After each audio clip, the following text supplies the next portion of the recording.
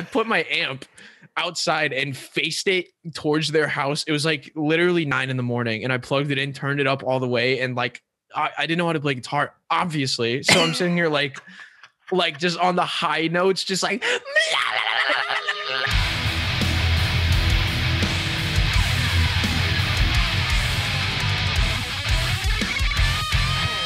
I don't believe in God because straight edge is my religion.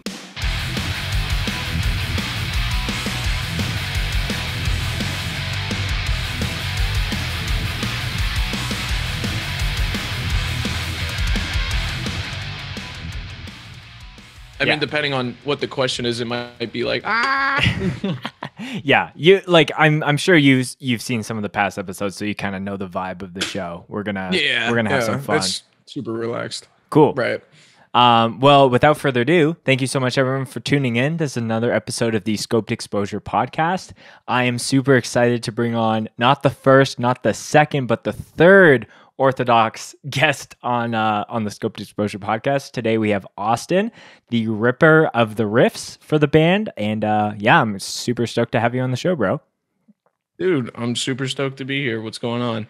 Yeah, so I think this podcast has been a long time in the making. I think you and I were chatting back even when, like, I want to even say into like late 2020, as far as like, I think it started with like Adam first coming on the show, and then you're like, oh, right. I'm into this. And then Mike came on early into season 2, and here we are. So I always keep like a mental tally of like, who's going to be the first band where I've interviewed every single member.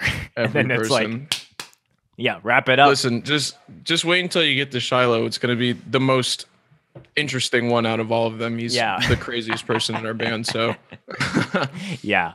I think at this point, the most per band is definitely 3. I haven't gotten into that like 4 category. Whole thing. Yeah. I think off the top of my head, I know Knocked Loose is up there. You guys. I've interviewed. I'm trying to think what that other band is called. There's a lot of bands that have 2. There's a band locally from here that has identical twin brothers who play in the band, and I want to interview at the same time. So we'll shoot from 2 episodes up to 4. So yeah, it's pretty wild, like how I'm able to have these individual conversations with all these different people in these bands. Right. That's nuts. So, Austin, as far as the time of releasing this episode, there's going to be some new Orthodox shit in the mix, new song, new video, new label as well. And I'm very excited to get a little bit of an early preview so we could talk about that on the show as far as when this drops. But before we hit on any of that, we got to check some bevs. I saw that you were taking some sips earlier. So tell the people at home what you're going to be sipping on for the show.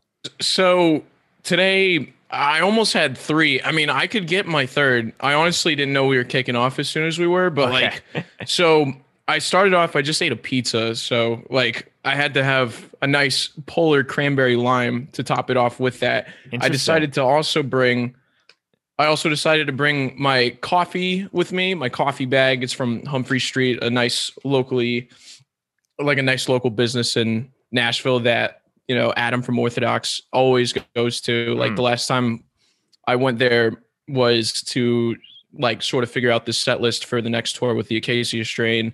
And I was just like, I just got to get a bag. Mm-hmm. So this one is, the tasting notes on it are graham cracker, incense, cedar, and creamy, whatever creamy means. But yeah. I don't know. I already had a cup today, so it was like I'm not gonna make another one because otherwise I'll be too scatterbrained for this interview. So fair, yeah. But, yeah, I was gonna say I've gotten to pretty much the bottom of it now, so it's like I try and limit myself to like a cup a day, so I don't kill it too quick because I hate spending money. So yeah, it's hard because I think if you get in the realm of if you have a job where you're picking up your coffee on the way to the office, or you work a construction job and you pick up coffees for everyone, however it works, I feel like sometimes it's not as much of a price difference if you're just making coffee at home. Because I was like, I'm going to save money, I'm going to make coffee at home, and then you're like, I'm still spending a lot on beans and just like all of those things. It's definitely cheaper if you get like the the coffees that are in the $4 to $7 range, you know, that has all the, you know, milk substitutes and all the fancy stuff. But I find that it's almost even if you're just drinking black coffee. I don't know what if you just get right. I mean, like most times that I go to a coffee shop, unless there's like a crazy special that like I'm just like, I mean, like I guess I gotta indulge in this for like half a second, but normally it's just like an iced Americano or like something that's like, I don't know, $3, maybe like a red eye if I'm feeling a little down. So like maybe like 4, but I don't go for, I mean, Humphrey Street has like crazy nitro cold brew that I'll get sometimes, but like dude, when we, you can do that like once a week. You can do that once a week to kind of treat yourself. But if you're doing it 7 days a week, it's, you know, your wallet's hurting. When we were doing the set list, I had a nitro and I just got back from the gym and I took some pre-workout before I went to the gym. So I don't know what I was thinking. I just showed up. I was like, you know, the nitro tastes really good. And I drank it. And like the whole time, Adam was just like, dude, your leg will not stop shaking. I was like, I don't know what the fuck's going on, man. Yeah, you had the combination of caffeine and pre-workout and all those creatine, things. Just ready to flip tables in the coffee shop. Yeah. That's when you're creamy. That's when you're That's what it is, man. That's what it is. Yeah. So you were bringing up the polar seltzer as far as just eating a pizza. And I thought that was interesting because most of the time when I think of like some kind of like drink to kind of match I guess like, yeah, I'm trying to think because normally like usually like a nice soda. Yeah. Like a soda pop or something like that. You know, anyone that does drink would do some kind of like beer, but you know, obviously you're a straight edge dude. So like, I think I'm having flashbacks to Adam's episode because I think for the episode, I think I drank a non-alcoholic lager and he was like, oh, that's probably going to taste like shit. And looking back, I think that's probably one of the worst beverages that I've ever checked here on the show. Like it was bad. Yeah, we have non-alcoholic lagers at my job because I'm a server downtown in Nashville, and like I won't even try it.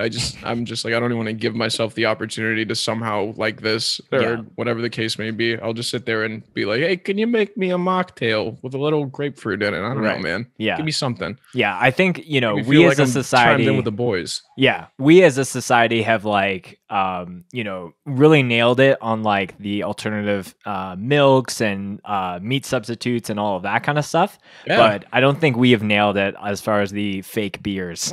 Yet. Oh yeah. I was gonna say my third bev for the podcast was gonna be a ginger beer. It's in my refrigerator. Oh, okay. Well, if we get to it, you know, we'll premiere it.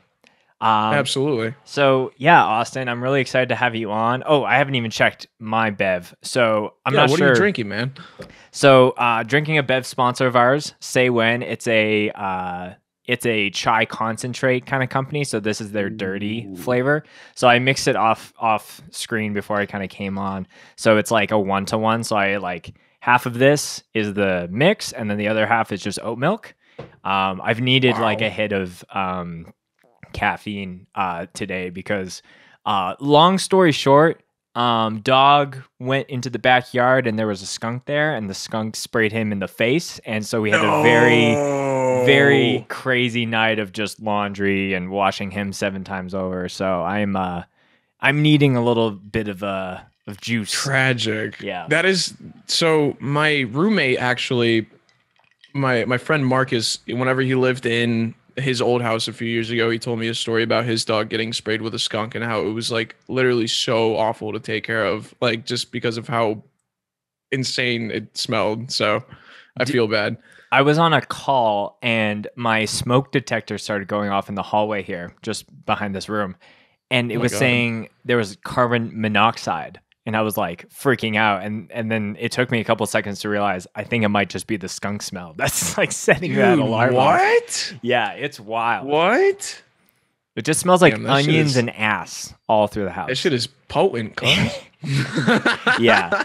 I think thankfully, you know, as much as it sucks to be sprayed in the face, I think it's better that it wasn't on his body where it could like spread really easily. It's like kind of all just condensed up in his dome.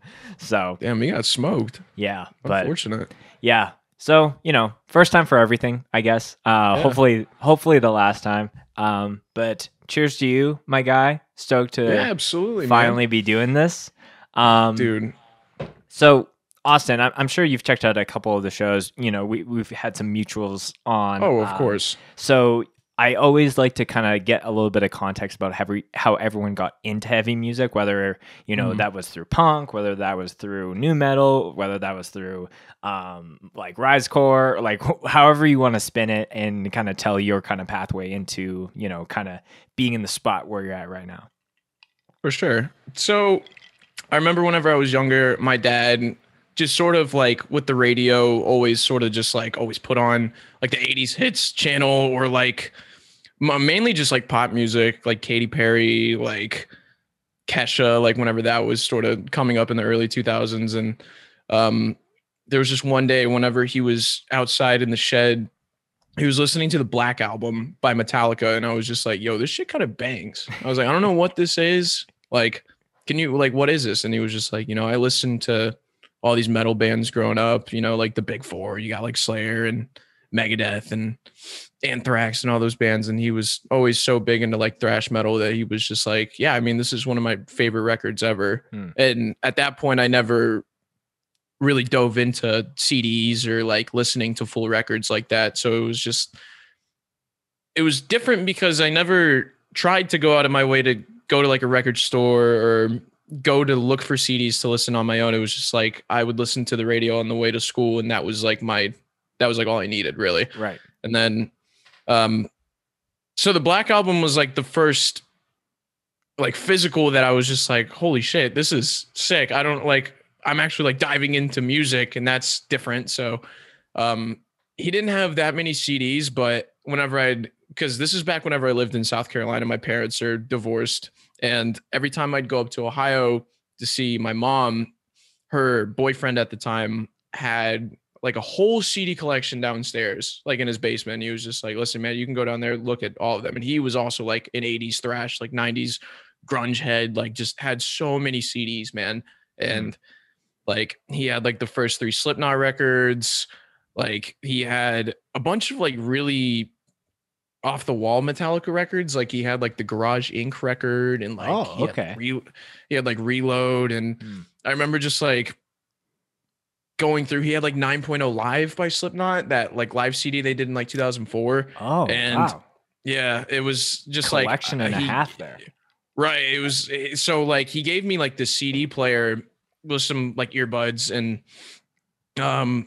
you know, he was just like, listen, man, go crazy. It's cool. Like he also would let me like keep his car on so I could like put CDs in the CD player in his car and just listen to music in his car all day, which is like annoying. I feel like if somebody ever did that to me, it's like, dude, I gotta pay gas and shit. What are you doing? Right. But like he was cool. So it was just like a AA battery fucking Walkman. And at this time, I mean, I'm not very old. I'm only 21, man. So like, you know, iPods were around by this time, and everybody at school always had their like iPhone 4s and their fucking iPod Nanos, and they were just walking around like listening to whatever they wanted to. And I had to walk up with like my hard case for all my CDs and my Walkman and my headphones, and I would just like sit on the bus and just sit there like, yo, this is kind of sick. You know what I mean? Like my older brother is like, he's like 14 or 15 years older than me, and he would always like rip old like DMX, Biggie, like Eminem CD. Like he would just like do like big comps on like single CDs of just like,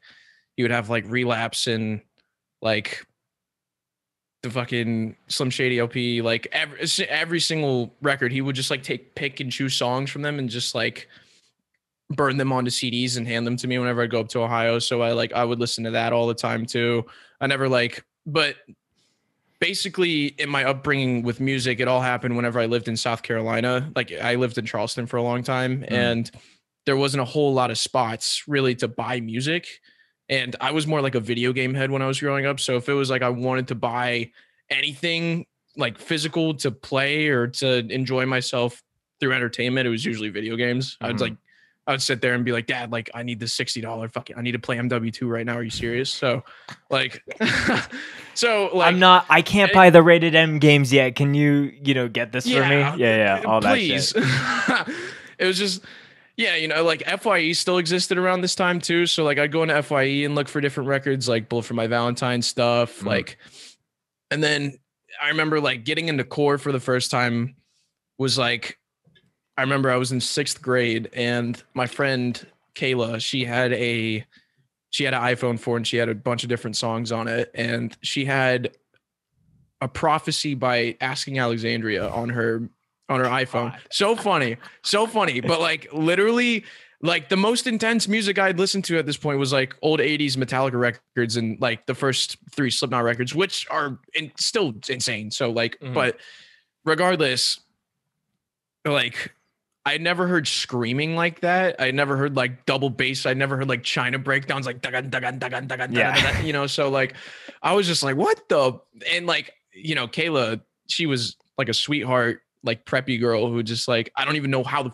fuck she had this music on her iPhone, but she was just like, yeah, I mean, I don't have, because I asked her, I was like, you have any like metal shit on your phone? I was that kid. So, and she was just like, no, but I have like this. And it was a prophecy by Asking Alexandria. And it was so goofy because I remember listening to it for the first time. It was early as fuck in the morning. Like I just woke up and just got on the bus. Like none of it processed for me to the point where I thought it was like the most insane shit ever, that I was just like, yo, I need to listen to this all the time. Right. So then that's sort of whenever I started like my metalcore kick of like getting into like Miss May I and Bullet for My Valentine and all like the early 2010s like core bands. And then like eventually around like 2012, 2013, 2014 ish, like was whenever I started going to shows in Somerville, like, and like Somerville is like an off city in Charleston, but like I would start going to shows around then, like with bands that like, you know, obviously like your local bands, nothing like the high production Asking Alexandria, like everybody's jumping at the same time shit. It was just like, you know, like breakdowns, guys screaming, and then I would be like, this is insane. I've never seen live music like this ever. So right. like I was never like the kid who got to go to like Warped Tour or go to like any of the big music festivals. I'd never gone to like a stadium show. Like the first time I saw Slipknot was like 2 years ago, man. Like still haven't seen Metallica.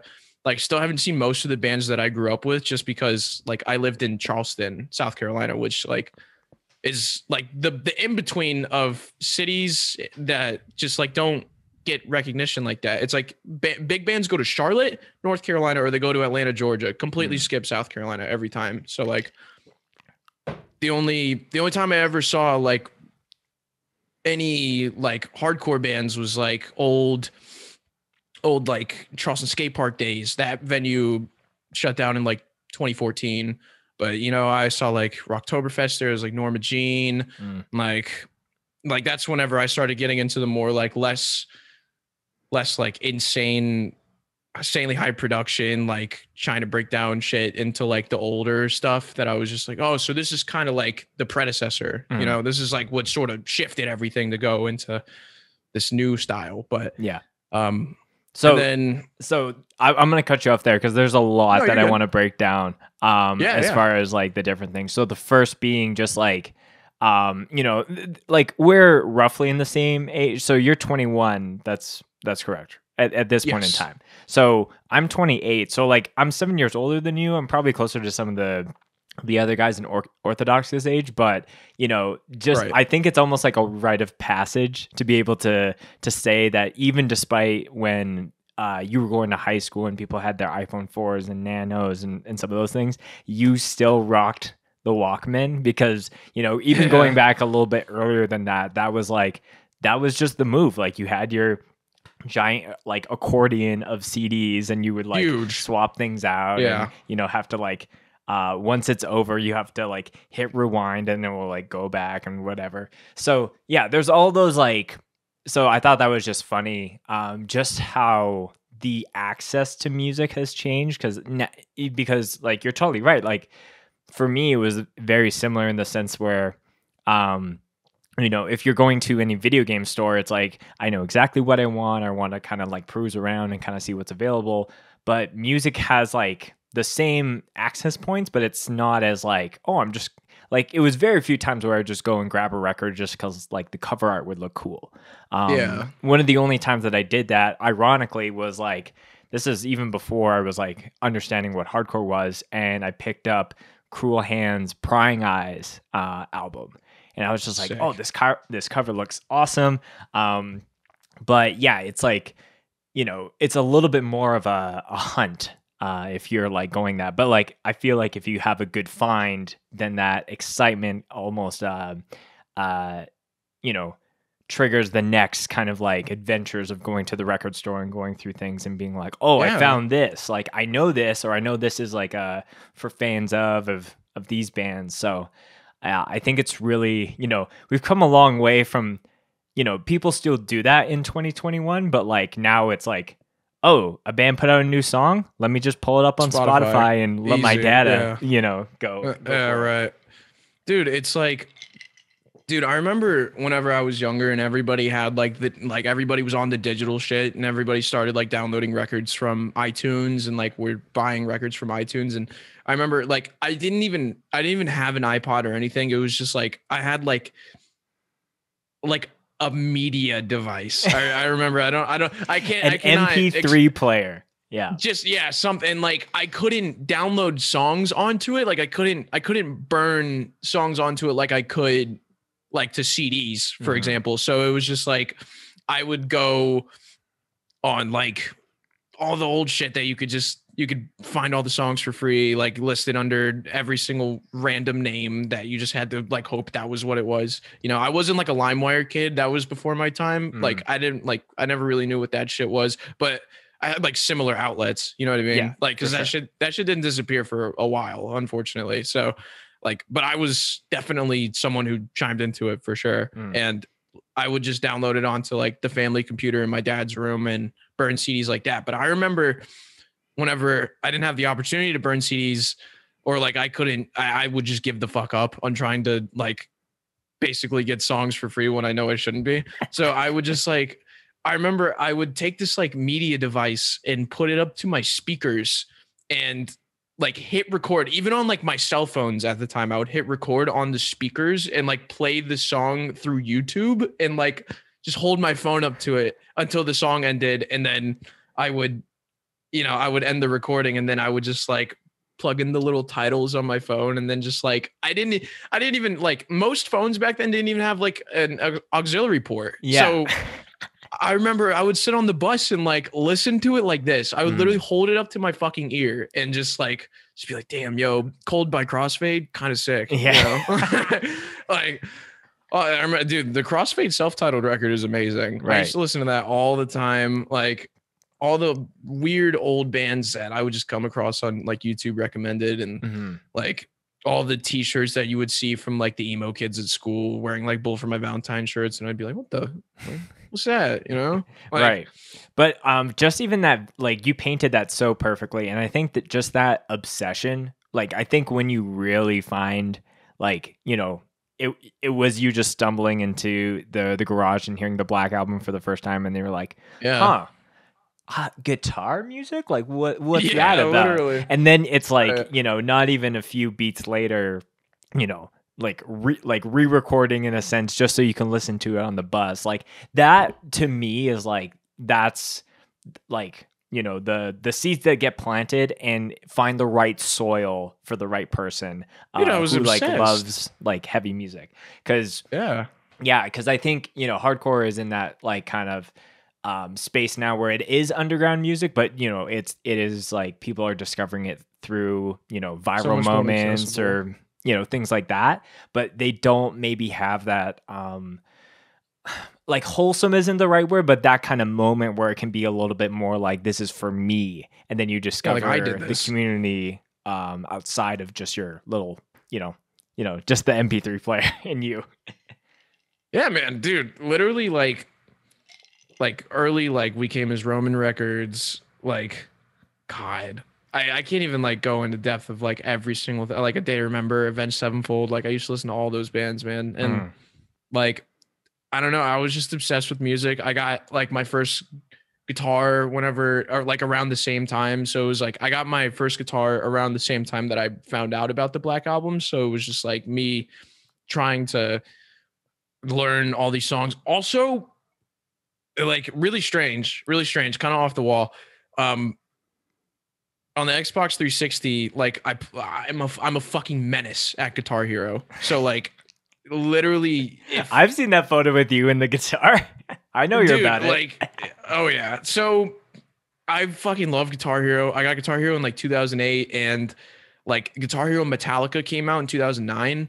And right. And I remember like I got into the Black Album and I thought it was so awesome. And then like Guitar Hero Metallica came out, I bought it, and like, dude, I would play that game religiously, like to an insane degree. That's like, I mean, Metallica is my favorite band ever. So like me just like playing Guitar Hero all day was just like, okay, I'm obsessed with everything Metallica, because I never like obsessed over music before. This is like a whole new thing for me. So I'm just like, and it sticks with me so well. So I'm like, okay, I gotta keep doing this. Like, and maybe now I want to like go from playing it with the 5 little things that you press on the guitar, the 5 to frets like that play everything in the song. Yes. And like, maybe I want to actually do that on a real guitar. Right. So like, my dad, I mean, he just got me a guitar because he was like, fuck it. Like, maybe he'll enjoy, he plays Guitar Hero so much, maybe he'll enjoy this too. And then that's like where it sort of, I started playing Guitar Hero before I started playing guitar seriously. Right. Like, so, yeah, and like, I'm sure you can attest that playing guitar, like real guitar, is a little bit easier in some cases when it comes to Guitar Hero. Because I always found that to be a thing where it's like looking at the track of all, like, you know, Through the Fire and Flames, and like a dive bomb would just be this crazy tapping thing. And I'm like, that's not right. You're like, wait, hold on. What the fuck? Yeah, I mean, the thing with Guitar Hero is that like my dad, I got an Xbox 360 in 2008, and it came with like 4 games. It was like I think like COD 4. I think it was Sonic 06 for anybody who knows that game. Woof. Sega Superstars Tennis, because it came with that particular Xbox, and then Guitar Hero 3. And then like all I fucking did was play that game. All I did was play that game. Like after 6 months, I was on Expert, and my dad just like noticed. He was just like, dude, Mike, like this kid is fucking stupid. He's just playing this game all day. What is going on? So then that's where like he was just like, all right, man, I'll get him an electric guitar. Right. So I'm a little disappointed that Halo 3 isn't on that list, but that's just because I'm a diehard Halo fan. So I'm sure that came later in life. Yes, it absolutely did. 100%. My favorite game series ever. 100%. You know, I want to make sure this is an Orthodox podcast, and I'm just stopping it now because I will talk about Halo for an hour and a half. Absolutely.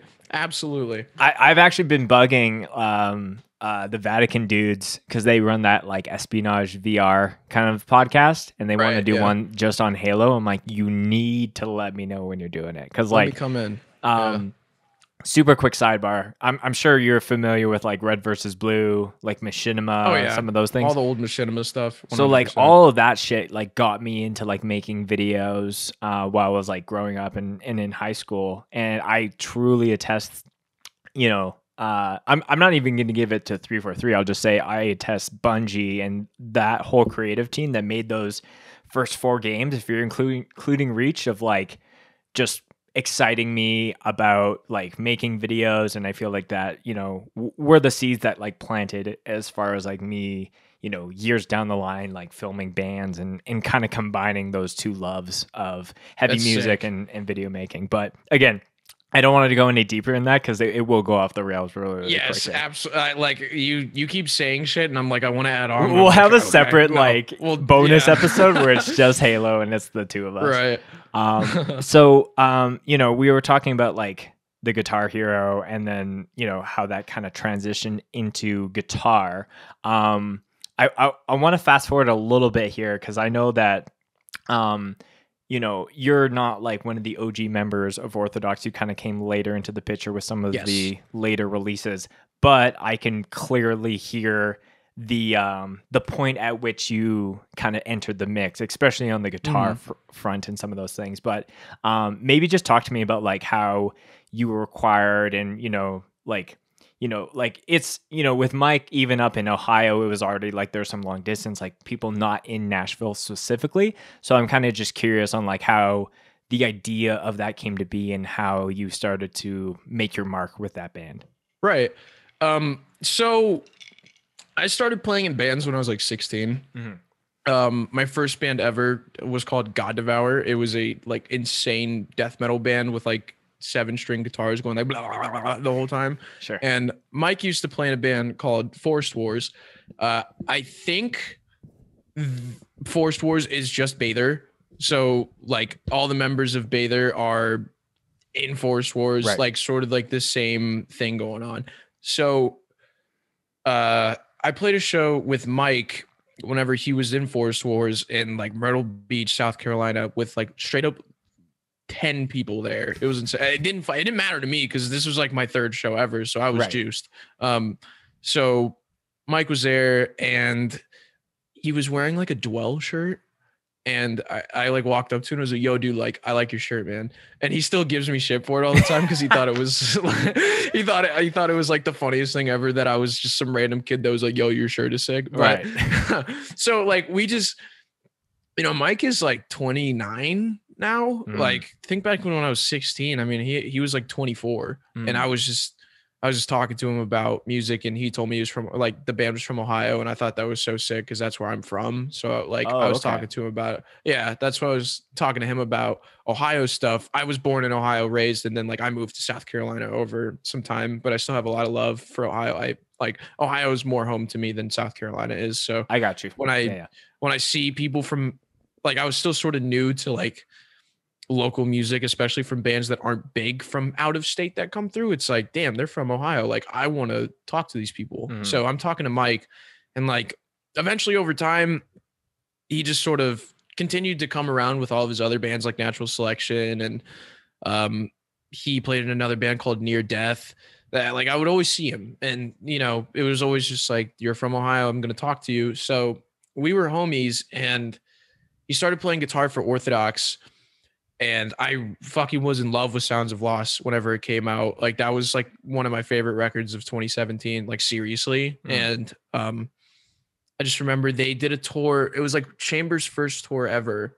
And it was in 2018 and they played in Charleston and I was hanging out with Mike the whole time. I didn't even know Adam. I knew all the Chamber guys just because they played in Hanging Moon before, and I had seen Hanging Moon back when I was like 16 in Nashville. Random trip, it was weird, but like I know all those guys, and Orthodox at that time was like Adam singing, Mike playing drums, and then like the rest of Chamber filling in basically. Okay.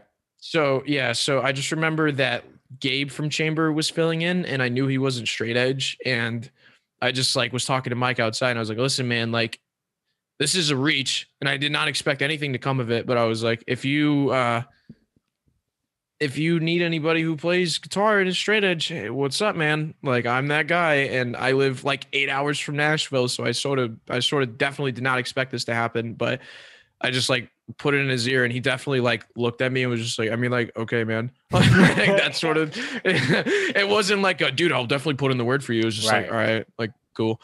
So like, I just like told him that, did not expect anything. And then I play in another band called A Dozen Black Roses. I sing in it and I write the music for it. And back in like 2018, I was in Nashville recording the first EP for it with my roommate, Marcus, who also plays drums in the band.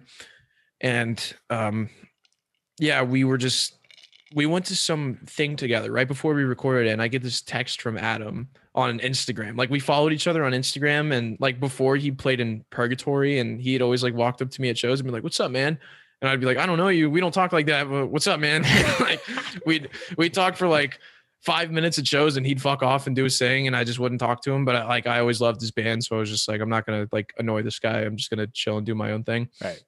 And then he texts me on Instagram and he's just like, yo, period. So I'm like, what? Oh, like this we're not is a homies. serious yo. Yeah. I'm like, what the fuck, man? So he hits me with like, yo, period. And then he's like, I have a question, period. Or question mark, sorry.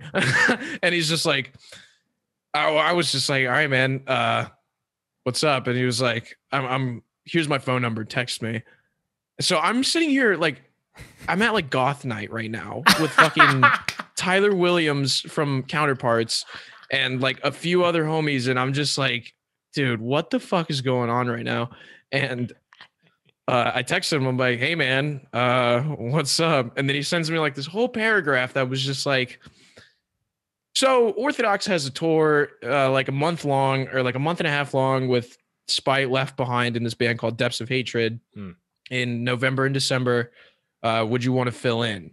And like immediately I was just like, what the fuck? Like, because I wasn't expecting that. I was expecting him to tell me that I like killed his mom or something. I don't know. Like I thought I literally ruined his life, and that's why he was like going to tell me he's going to beat my ass or something. Yeah. So I was freaking out. My anxiety was like, bro, what is happening? Yeah, so, misinterpreting text off of just yo period. Like I feel like that's you know, I feel like any young person will just overuse exclamation points in a sense like yo, everything's chill, but some people are just like yo. Like it could have just been a general yo, but it was like he's very like punctual. A yo, your life is over, yo, or like what's happening?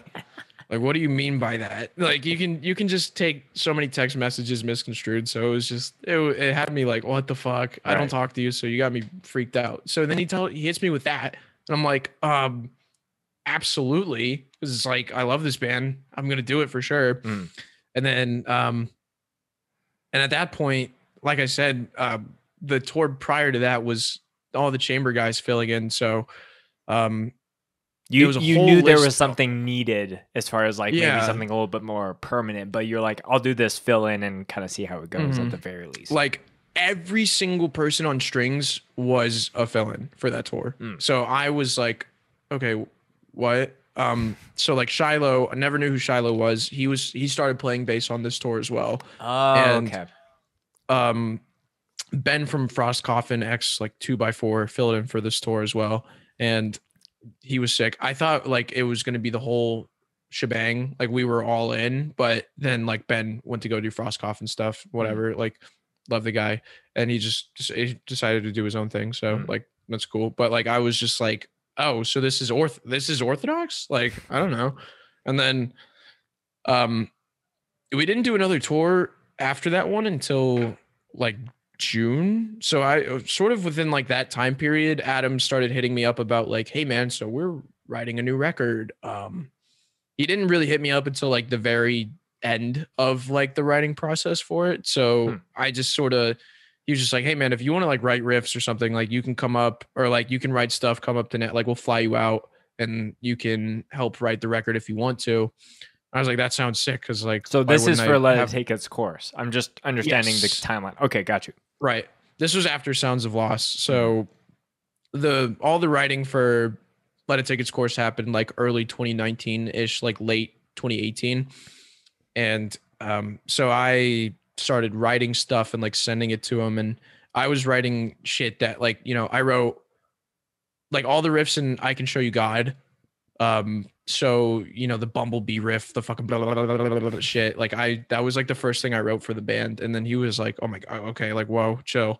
And I just wanted to write like super fast music. Right. And because I felt like that and when I listen to Orthodox, I think like Slipknot / like Gojira / like insert X band, like kind of meshed together and like totally cutting itself into pieces. Like that's what I think about whenever I listen to like Sounds of Loss. So I really wanted to like dive into that side of things, like maybe make it a little more intense because, you know, it's the sophomore record. Let's like bump it up a little bit, I guess.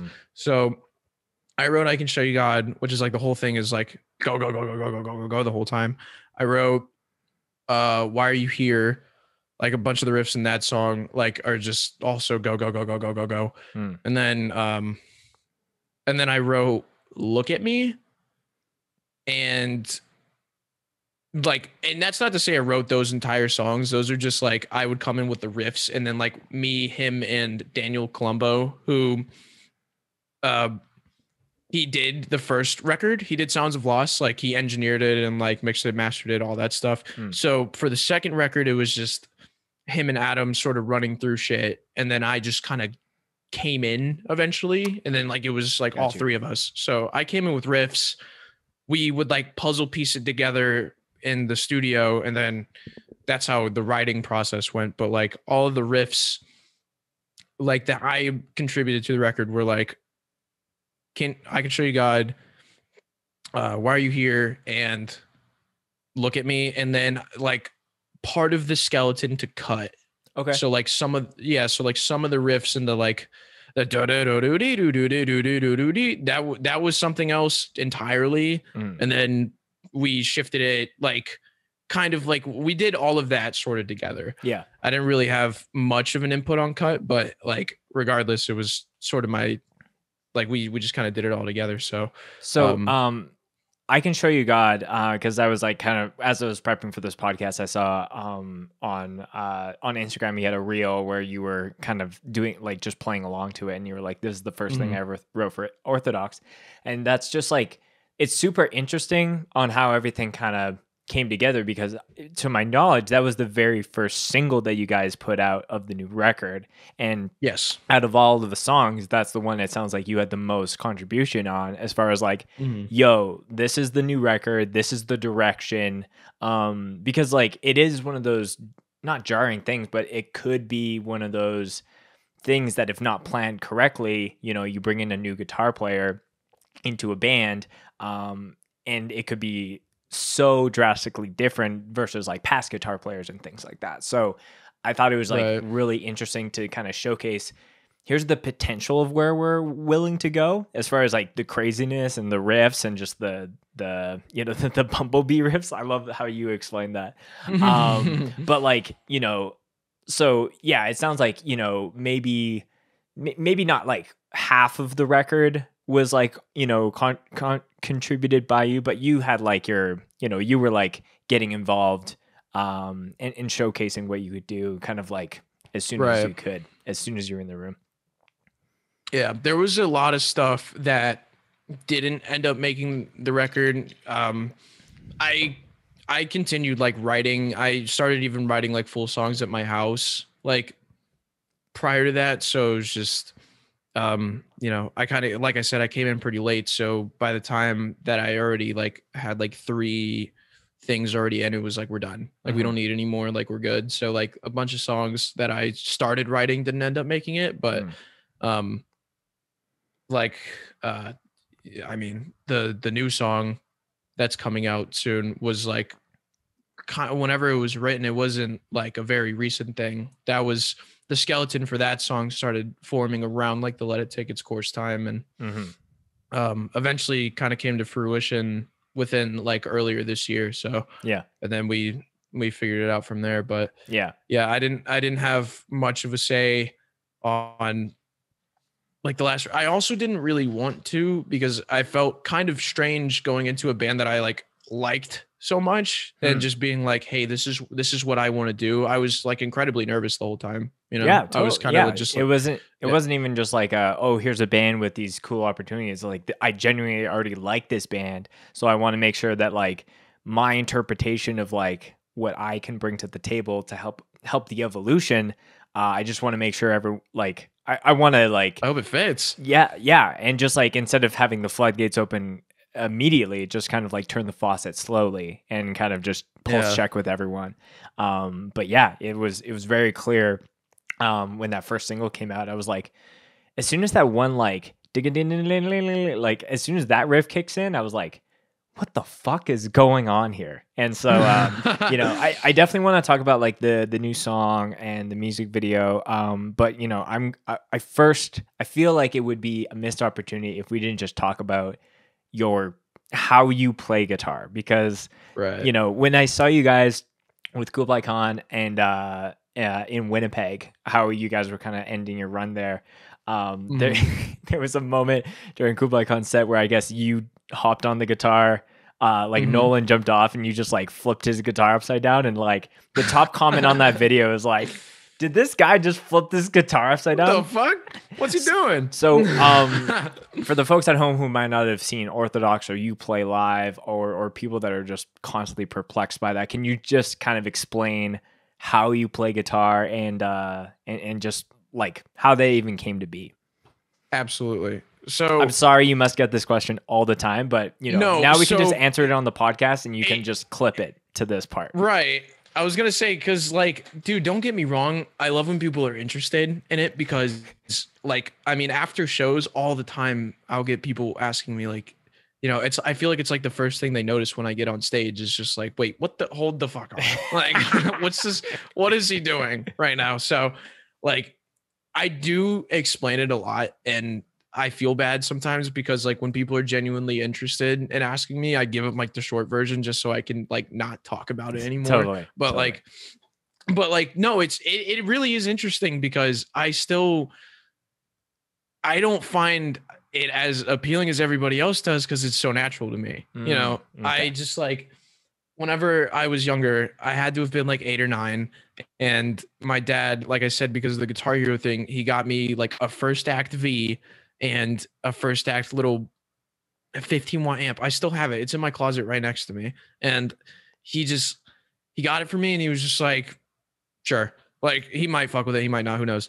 I didn't ask for it. And like, dude, what funny story, just a side comment. I remember when I went outside, like whenever I got the guitar, I went outside immediately and I hated my fucking neighbors really bad when I was little. So I put my amp outside and faced it towards their house. It was like literally 9 a.m. and I plugged it in, turned it up all the way. And like, I didn't know how to play guitar, obviously. So I'm sitting here like just on the high notes, just like, and I had no idea it's so goofy though. I think about that all the time. I'm like, damn, they must have fucking hated me. Yeah. You're like, taste this, motherfucker. Dude, not gonna get into it, but they were fucking assholes. They hated us. We got in a lot of fights, but like, regardless, basically my dad got me a guitar just to say fuck it. You know what I mean? But he didn't think about the way the strings were oriented. He was just like, here's a guitar. He didn't think about it from like a left-handed perspective. It's like, just, did you know that guitar, you were left-handed kind of like oh yeah, when you started playing Guitar Hero, you're like, no, I'm gonna hold it like this.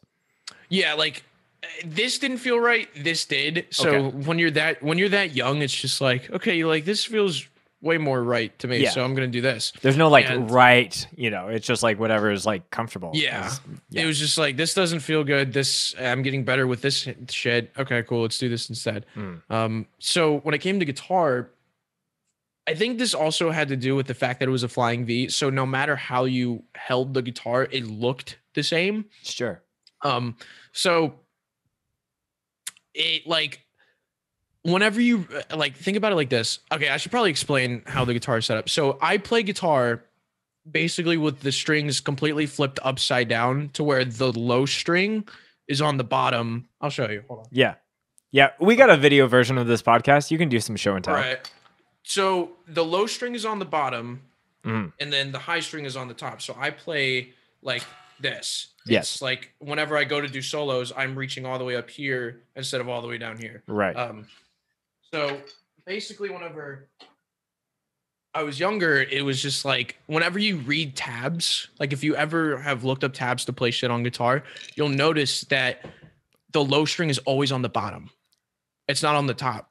It's always on the bottom. Like with all 6 of the lines, like everything, it's always on the bottom. So like whenever I was reading tabs as a kid, learning songs, it was like, okay, like the fucking low note is on the bottom of the screen, which means that whenever I'm playing, it should be on the bottom of my fucking neck, right? So like, and it felt right because that's how I played Guitar Hero, was holding it like this. So whenever I play Guitar Hero, it was the same shit. Sure. And basically, so yeah, I just started playing guitar upside down, and I didn't know I was playing.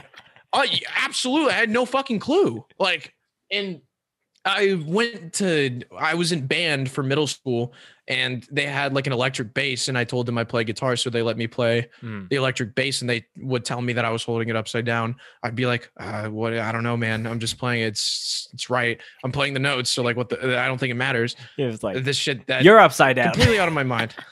Yeah. I was like, bro, fuck you. No, but I remember like, I would go to Guitar Center as a kid, and like I would pick up fucking random guitars off the wall, because like seeing every single guitar in the world, like in your mind at least when you're 11 years old, is just like, that's every guitar ever made on the wall, and I get to pick and choose whichever one I want to play because I'm poor and I'm definitely not going to own it. But like when I'm in Guitar Center, it's like I'm fucking grabbing that shit right now. Yeah. So I would just like plug into the Line 6 and play like kill switch riffs all day, and like I shit you not, like people would crowd around me, like groups of like 7 or 8 people would just stand there and watch me like play kill switch riffs. Not even good, like kind of okay, but they were just obsessed the way that you were playing. Like, interesting. They were just like, you play like Jimi Hendrix. I'm like, I don't know what that means, man. Like, so,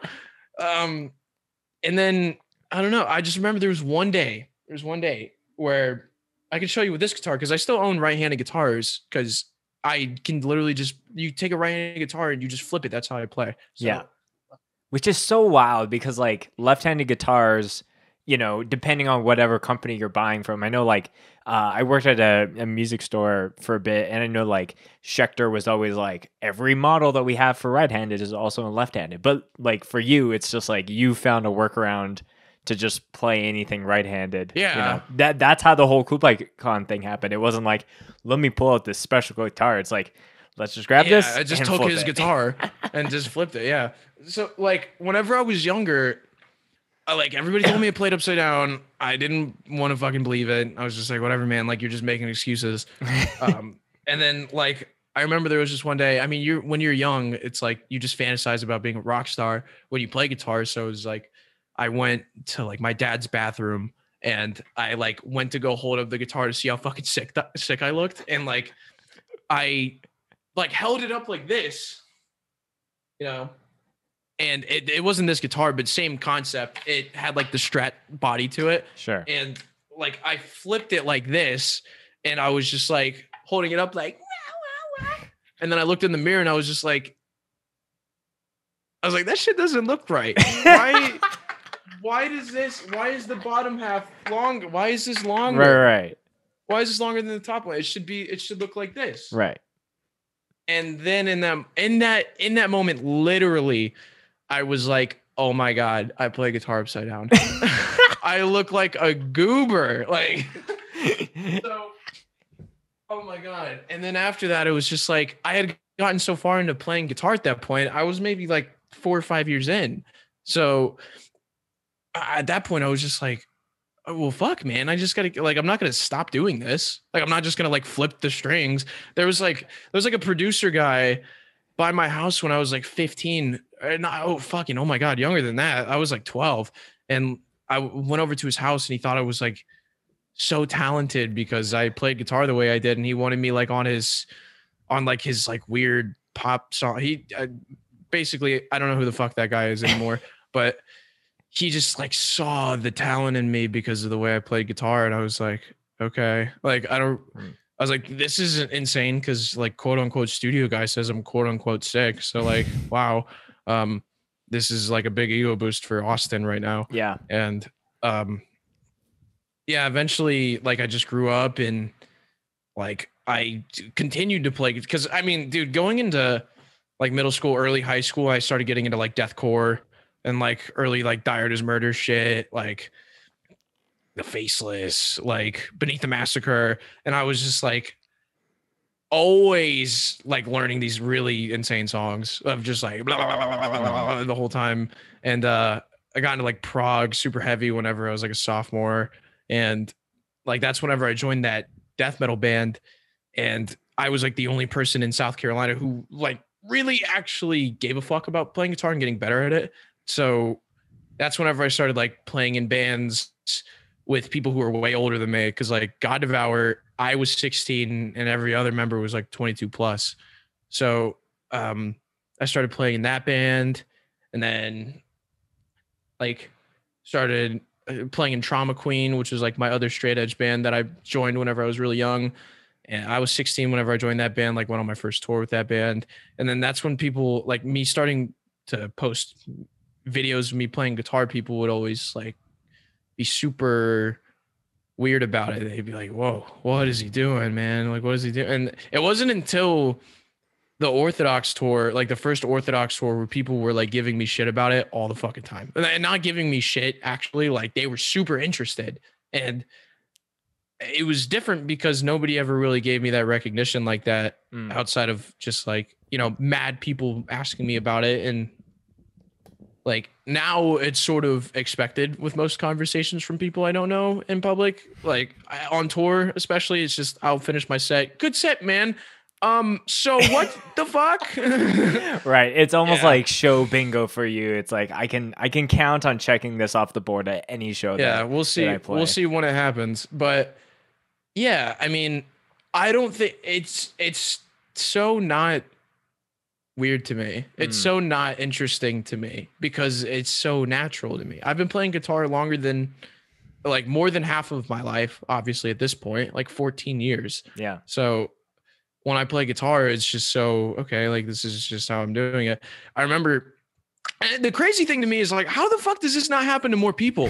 I feel like more people have to be young and stupid and just not realize like their dads who's just like, oh fucking no, here's a guitar, kid. Right. And then you're like, okay, I'm left-handed. Like, I don't know. I like, unless your dad is like super like, you're left-handed, I'm gonna make sure you get good at this instrument. Like my dad didn't give a fuck. He was just like, here's the thing, man. And I was like, okay. Like, yeah. But I think it is super cool that, you know, despite maybe like starting off like, you know, everyone, all like regular guitar players are starting off on that right foot, you started on the left.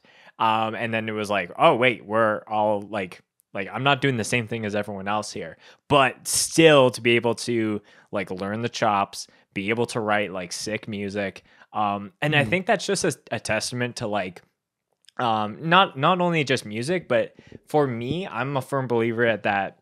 There's no like people just see the end product. They don't necessarily care about like how you got there. Right. Like if you're, you know, into video editing, I'm sure there'd be some kind of like, you know, Steven Spielberg movie video elitist people who are like, oh, you got to edit with this and you got to use these keyboard shortcuts. But there might some like the first couple sets I was editing for Scoped, I was being like, I didn't even know how to use the multicam feature in Premiere. So I would like go back and watch 5 seconds of a set. And then I go back and watch the second camera in the first 5 sets. And then I would make that choice of like where to cut.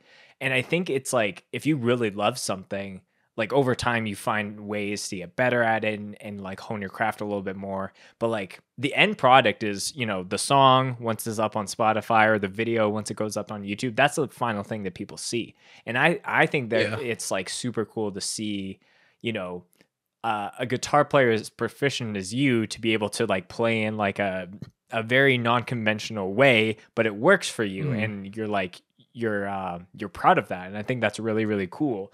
Because, you know, there could be, I don't know if there's other people within the hardcore scene that like kind of went down that road of like maybe misreading that and that's how they play. But I think I just want to hit on that to kind of showcase like, you know, like, you know, put a finger down if you played in a hardcore band and actually didn't know the instrument once you started playing in that band, right? Like, you know, just getting started and then, you know, figuring it out as you go along and building on that skill level over time. Dude, yeah.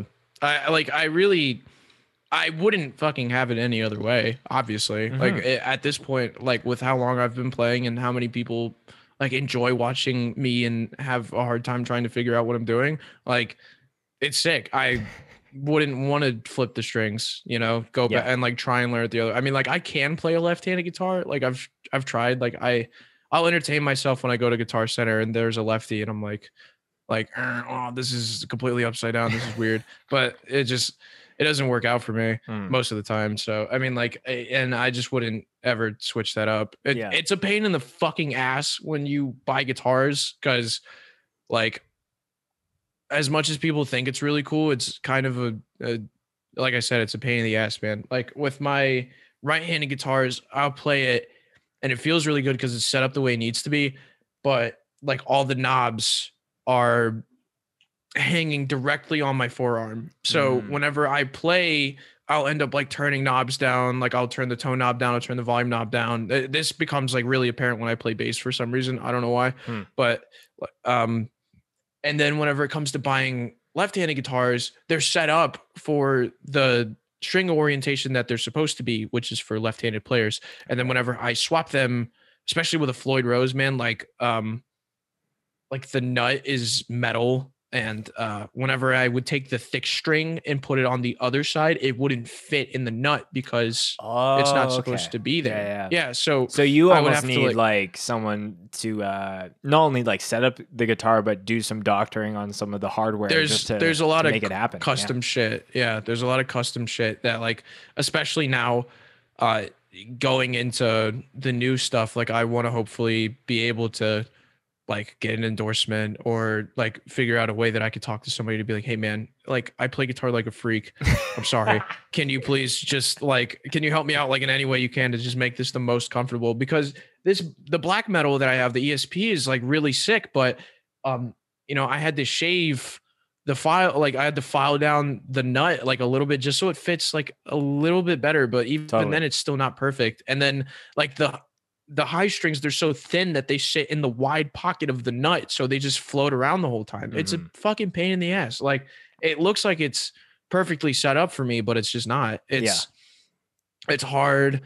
I mean, I'm sort of over it. Like at this point, I just like, I want a new guitar that has like a nut that's more well adjusted for me and a bridge that is adjusted the right way. And the only way I can really do that, because they don't fucking make guitars for people like me. They wouldn't do that because like they wouldn't sell any, because nobody fucking plays like I do. Besides like a handful of people. It's very niche, obviously. But well, like, if any guitar companies are listening, I think this is a perfect opportunity to like, you know, hook up Austin with like a killer axe. Grab the camera like, please, please. No. Yeah, but I hope that happens. But yeah, there is that like unsaid thing. I know the band I was playing with at the time, at that show with you guys in Clubicon, we were playing in like drop A sharp, and I remember when I was getting that, it was like the same thing. It was like we had to kind of shave down different areas because the strings that I was using, I think I was using a 60, and it was just like, it would just like would like pop out at times. So I'm like, I gotta figure out a way. The worst. God, dude. Yeah. Dude, like with the Floyd Rose, it's a little bit different because you can just tighten down the nut, like the little file thing, and it'll lock it in place. But the problem with that is that if it's too fat to sit in it, it makes it sharp. So like you would have to file it down and try not to make it sharp, because otherwise, like, and especially with a Floyd Rose and how fucking annoying keeping it in tune is, it's like if it goes sharp, then you have to do so much other shit to try and get it. It's so annoying, man. I'm over it. I don't want another guitar with a Floyd Rose unless it's set up like for the way I do. Yeah, but totally. I will say, really funny story. So there was another person that plays guitar the way I do that I've met before. Okay. And ORTHODOX played a show in Las Vegas with Left Behind on the first tour that I did with ORTHODOX, which was in 2018. Okay. I don't remember what bands were playing. If the guy who was in this band listens to this podcast, it's really funny because, I mean, like, shout out to you because this was hilarious. I remember, like, they played their set to whatever band this was. I feel really bad for not remembering. This is like under like a Craigslist like misconnection kind of thing. Hey man, yeah. So like we had this. I saw you at the show and you were playing guitar just like me. There's a band in Vegas called Show Without, I'm pretty sure. Show Without? Okay. So Without, I think. Okay. So I feel really bad because if that's not the name, I'm going to feel terrible. But yeah, we're just like blowing up a band that like we don't have guitar players that play like us. Sorry. Try again. I think the guitar player in that band was the person. Okay. But I remember they played their set. There was just a local from Vegas. And afterwards, I did the thing that everybody does to me. I was like, dude, your set's great, man. How do you play like that? You know, like just because I knew he was going to do the same exact shit that I fucking go through. Yeah. So I was just like, yeah, you know, this is, you look crazy, man. What's going on up there? And then he was just like, you know, man, it's just how I learned.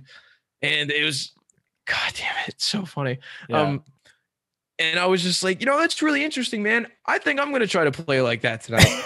And yeah, and then like we played our set and I played guitar, and then he was like, "Wait, what?" He was like, "What the?" He was like, "What the fuck?" Yeah, it was. You're like, I'm gonna just throw this person Like just just like, you know what, man, I'll try it out. I'll give it a solid. I'll give it A for effort. I'll give it the old college try. Dude. Yeah, just go crazy with it, dude. That guy was so sick. He was so cool, like about that whole thing.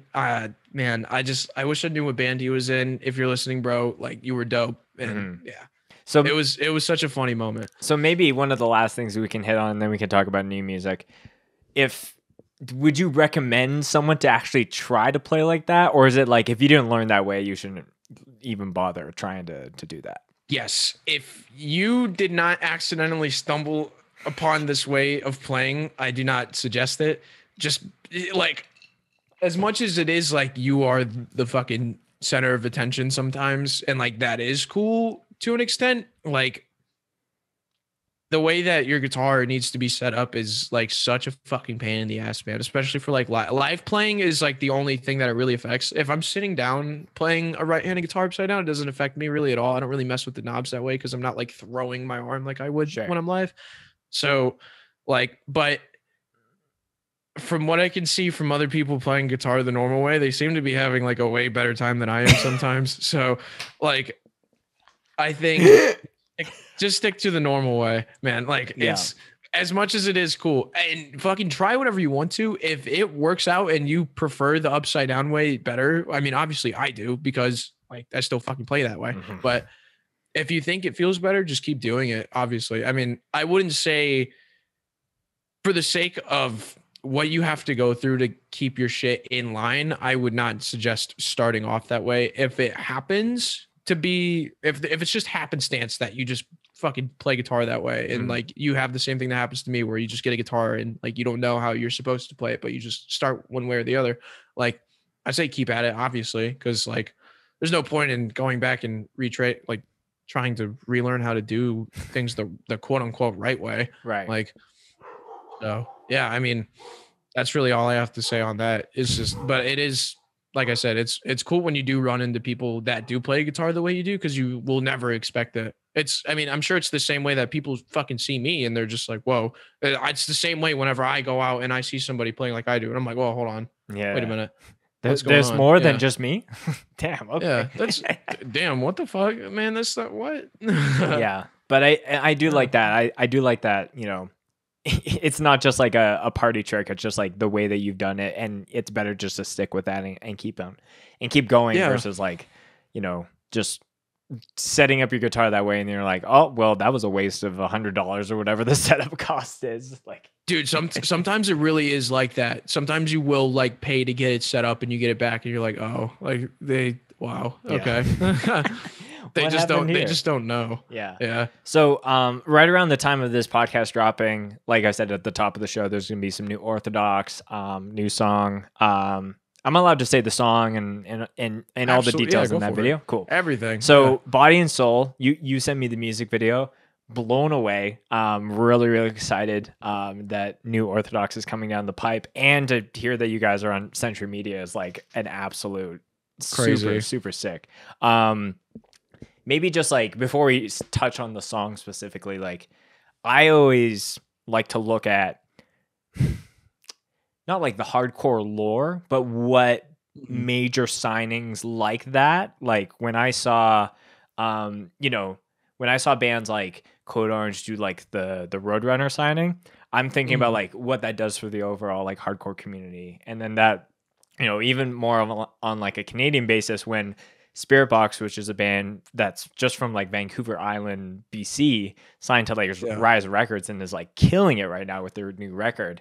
I'm just like, that's so great for our scene. So to see you guys getting signed to like a major label like Century is like super exciting. What's going through your head now that, you know, these things are starting to come out, and you know, I'm sure you've been sitting on that news for a while now. Yeah, I think we signed the contract. I think it had to have been either a year or a little over a year ago, which is just like so crazy to think about now because like obviously like nobody knows. But going into it, it was just like we were shopping for labels after Let It Take Its Course came out, like not too long afterwards. I think it was like April or May ish. And, we got hit up by a few people. We were just like, like some record labels were just like, hey, here's what we can provide you. And we were just like, I mean, okay. I mean, nothing insane, obviously, because like we are not that band. I feel like we are not like the next Slipknot, I feel like. But there's a few, like in Century Media, like we sat down with Mike Gitter and just sort of talked about like the new stuff and showed him some new songs. Like by this time, I'm pretty sure it's like able to be spoken about. Like we went to the studio, like we recorded a new album.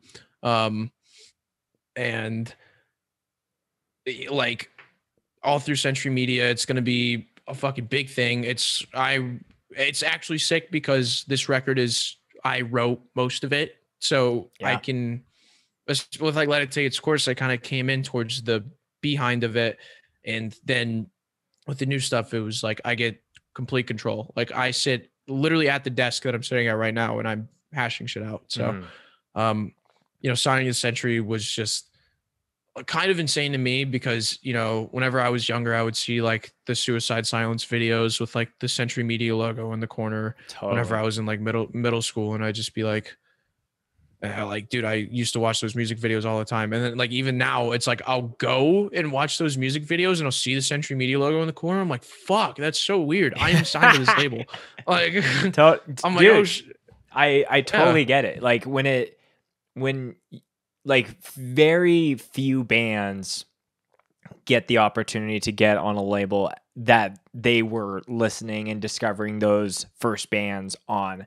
And I feel like that is just like, again, like where it comes full circle there, where you're able to be like, okay, now I get that little logo in the corner. And so weird, man. Yeah. Like because because we're recording this a little before the music video drops. Like when our shit drops, is it gonna come with the logo? I hope it does. You're like, I want it to come with the logo in the little corner. Yeah, down over there. I want kids to be able to like watch my shit and be like, oh my god, like I love this music, and then over time go back and see like that those small little things. Because you would never, when I was younger, I didn't look at the Century Media logo in the corner of the video and be like, oh dude, I love seeing that logo. Like what? Like that's not why I'm here watching the video. It's because I want to listen to fucking breakdowns. But, right. And then, you grow up and it's like, oh my God, I'm signed to this record label. And now that logo is like becoming way more visible because it was something that you used to see, but you just didn't really realize that. Yeah. And I feel like that connection to a brand falls into any industry. So like, I'm sure there's tons of athletes that, they wore like Nike shoes just like all throughout like, middle school and high school. And then maybe they become a professional athlete and maybe do shit at the Olympics. And then maybe they do a shoe like, you never know. But yeah, I think it's like never. Putting yourself out there and I think it is such a privilege to be able to like, like I think most bands in our space would just be stoked if any label was like, hey, like, we want to help you put something out, but being able to have it where it's like, I feel like it's sometimes weird where you're in that spot where you get that like kind of connection and, something you're a part of is connected to that larger thing that you're inspired by. And you're like, okay, don't freak out because now you're on the other side, but you're just like, oh my gosh, so nice to meet you. I love your shit. So like, I know it's super wild. So I'm like really stoked for you guys. I'm really proud of you guys for, like I remember when Adam came on the show and we were just talking about the record and he was just like, I think you guys were one of those bands that put something out with like big ambitions for the rest of 2020. And then it was like, you know, and he was like, yeah, I felt like it kind of flopped and I like stopped him because I was like, I really believe in you guys. And I really think that record was really key and monumental for whatever you guys do in the future. And here we are, like not even like 6 to 9 months later. And it's like, yeah, we're on Century Media. So, I think, doing, you know, whatever this world is throwing at you, I think it's a matter of just always like going forward, always like trying to put your best shit out, taking the time to do that. And yeah, I'm like beyond excited.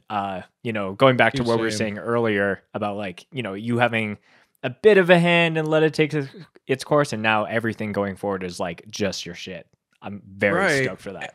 It's cool because like, especially with like Mike had been in the band for a lot longer than I had, obviously, and he didn't really have a say in like much of what went into Let It Take Its Course either. So when it comes into, because like I said, it was just like Adam and Dan, and then so for the new record, like I'm not gonna say that I like obviously I wrote all the strings for it, but you know, they would take trips up to here and like we, you know, they'd sit on the couch behind me and we would just like for hours, like like we do like a weekend every month. They would come up and like we would hash out shit, or like we'd go downstairs to the basement and do it live and like write shit.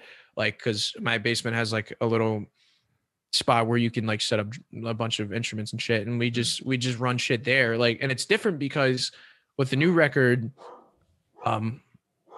it's just one of those things where the old stuff was just like, okay, we are involved, but the writing process is kind of going on with you know, them. So we just kind of chime in whenever, but now it's like, it's us. Like this is Orthodox now, which is fucking cool. Cause I feel like it, like we were obviously like, we had a say in what was going on in the last record, but now it's like, we are completely in tune with each other. Like Adam still, you know, it would be like Adam, me, Shiloh, and Mike just in the room talking about riffs. And like, if it didn't work, it was just like, okay, fuck it. If like it did, and like we went forward with it, it was just a collective. It was us. Like we wrote the record. So like, I'm really stoked. Body and Soul, like, is just a single, like just to announce that we are signed to Century. It doesn't really have anything to do with the record.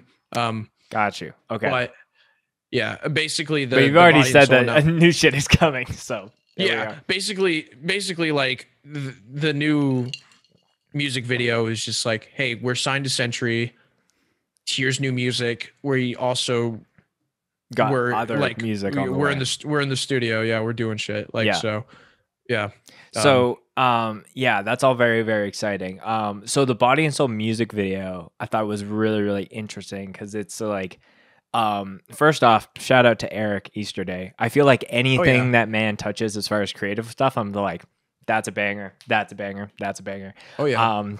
But yeah, so the video is interesting because it kind of ties with you guys playing, and there's like people painting in the background, and then there's paint being poured on people and all this kind of stuff, which I'm kind of curious if that the color choices, all that is maybe a tease to other things in the future. But maybe just talk about like shooting that video.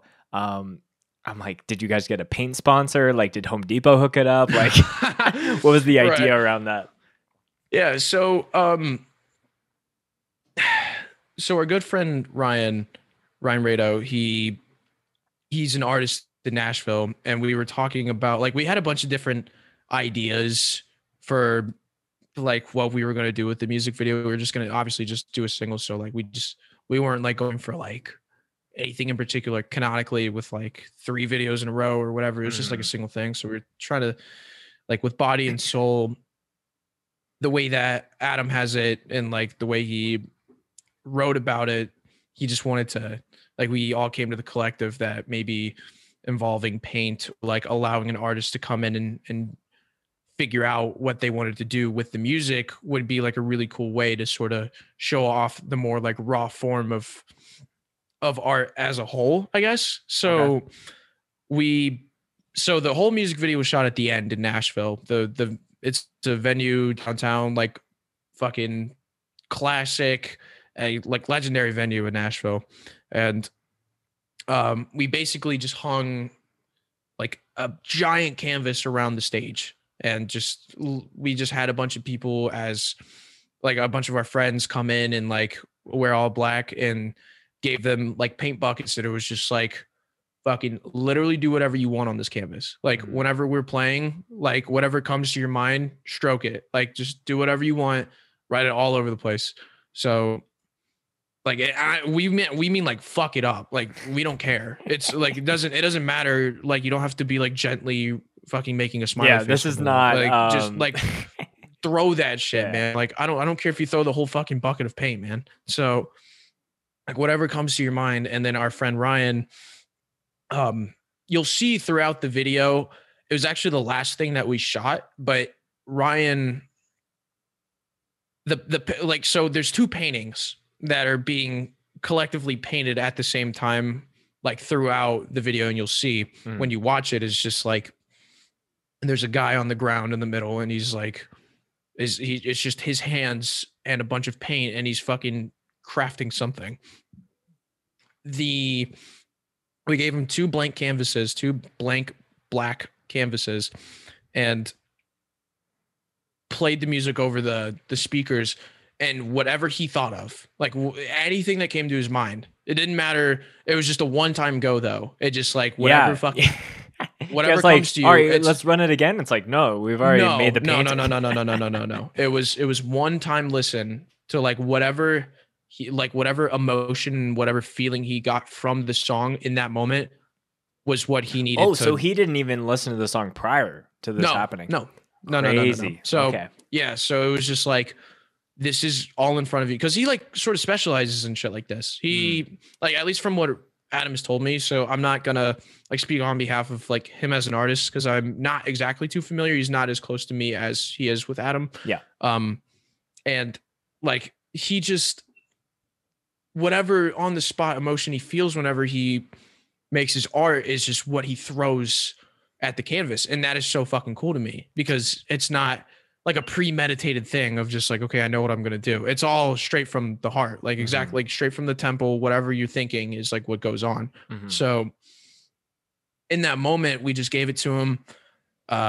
Cameras were rolling and it was just like, all right, man, like we're going to start the song in like 5 seconds and you go for it. So, you know, we started the song and just like immediately like hand in paint, like punching the canvas. Like it was honestly insane, man. Yeah. It was like, it was crazy to watch, because it almost felt like I shouldn't have been watching it in the first place, because it felt like it was such like an in tune thing for him. Sure. That it, you know, I honestly felt like it needed to be like it feels like it should be something that's private, but when you're there and like you're watching it go down and you're taking a video of it, it's like a whole other thing. You're just watching him come up with shit on the spot. And he just and not second guessing any of it, just like doing like, especially like, I thought it was really interesting how it's so interesting in the sense that he had never listened to the song and, you know, as Eric, as a director, you know, sometimes you can be like, oh, here's like a crazier thing, I'm gonna like move it here, but like you can see if it's like, if Eric moved a clip too much around, then it's like the painting is like, we went from 50% to 70 and then 70 to 30. It's like pretty continuous throughout the whole thing. And you feel like it's coming to life as the song is progressing.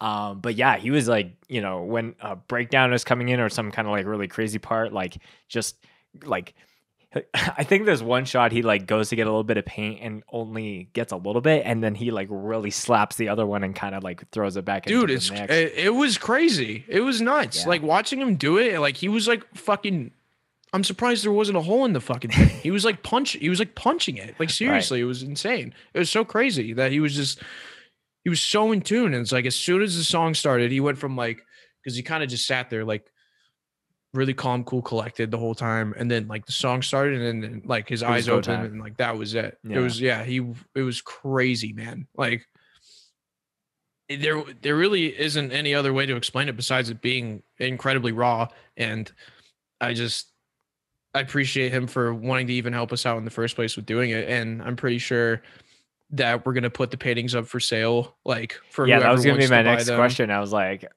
do those have a stamp with, you know, the Century Media? Is that where the stamp comes in? Right. But yeah, I'm really, really excited. And, you know, I'll grab his handle from you and I'll throw it in the show notes of the podcast. Cause I think, I love that blend of like the music and art, whether it's like a physical art or like a digital thing. Like I love kind of blending those things together. And I think especially for doing a single. Like I always think about when you do a music video, like, is that music video like a rewatchable thing? Like, is it just like, you know, oh, this is the cool song and maybe it's only relevant for when that song is like new, versus like, oh, I can go and watch this painting come to life while listening to this badass Orthodox song. So I think that was a great call by you guys. It's just, it was super like all over the place. We had like ideas of like us in like a box with like plexiglass and like people throwing fucking paint at us and like doing a bunch of slow-mo shots. And like, I really love the way that the video came out. Like, still super cool idea. And I'm really glad that everybody who wanted to participate in it like was amazing throughout the entire experience, like us setting it up. And I don't know, man. I hope people like it as much as I do. It's something I never really thought was going to be as intense as it was until we were there. I also forget how intense shooting music videos are, like in regards to it's been a while since you've done that. Oh my God. Yeah, seriously. Cause it was like the last show I have, even to this day, have played was last March, dude. Like we played in Minneapolis and that was it. Like I haven't played a show in so long, and having to go up on a stage, like actually literally, and like headbang fucking as hard as you possibly can. Oh my God. Like my neck was so fucked up for the next like 2 or 3 days. Yeah, totally. Yeah. And you guys have some stuff coming down the pipe in the next month or so with like the Acacia strain and all that, which is very, very exciting. Oh yeah.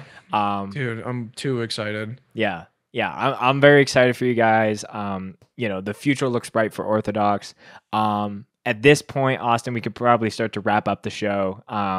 Yeah. And I'm very excited once again with, you know, I was like, I gotta wear the orange crew neck for this podcast because like there's so much orange and red going on in this music video. I gotta change the lights. I gotta go take my shirt off. Hold on. Oh yeah.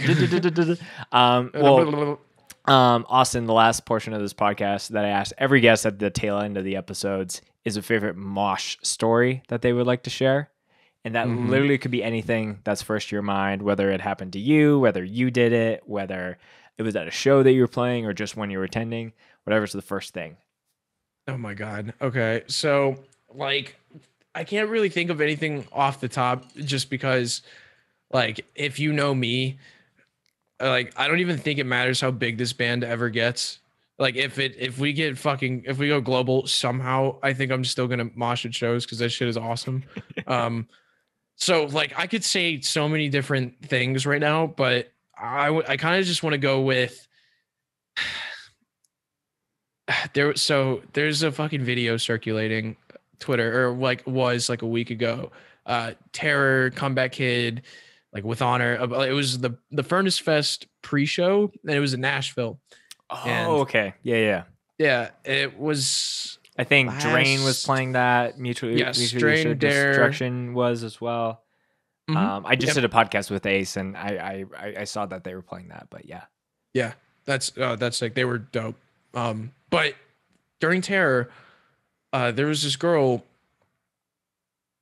who, like, I was standing on the rafters, or not. There was like these metal steps that went up to the stage, and I was standing on these steps, and this girl would like shoulder check me fucking every 2 seconds because she wanted to get on stage and like crowd surf. Okay. And it would hurt because I'd be like, oh, what the fuck? What do you do? Oh, okay. It's that girl again. Yeah. And she would get on stage and like motion everybody to like come up and catch her during Terror, mind you. So like the stage dive etiquette wasn't 100%. Usually it's just isn't really, get on, get off. Not like, yeah. All right, everyone, come gather round. Please. I need someone to carry me quickly. No, it was very kind of off. I didn't really understand what was going on. And then like, there was like 2 times where people were just like, okay, sure. And would pass her back, whatever. And then there was like a 3rd time where people were so fucking over it, that she shoulder checked me yet again. I was like, wow.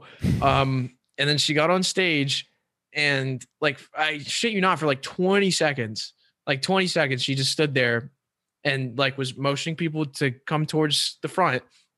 And she was like, or like everybody in the crowd was, like I said, was so over it that they just started fucking backing up. They were like, dude, no, we're done. Like, we're good. I don't even want to do this anymore. And so she just stood there, kept waving at people to catch her. And then like in my fucking mind, in my brain, I'm just sitting here like, dude, this girl has been on stage for so long. In the middle of my thought, somebody runs across the fucking stage and like clotheslines her off of the stage. Like, and it is not a short stage. It is so tall. It is like probably over 5 feet tall. Right. And like, dude, and like I said, all those people backed up. So there was nobody there to catch both of them. Right. And he just like, I think I have seen this video. I don't think he did it on purpose. Right. But like he literally just knocked into her, and they both just fucking collapsed on the ground. Like, and I shit you not, like 5 feet away from me, I was like, oh my God. Oh my God. Like that person is dead. Right. What the fuck? Like, because they hit the ground so fucking hard, man. It was insane. Oh my God. That was so nuts. There's like another story that's really goofy.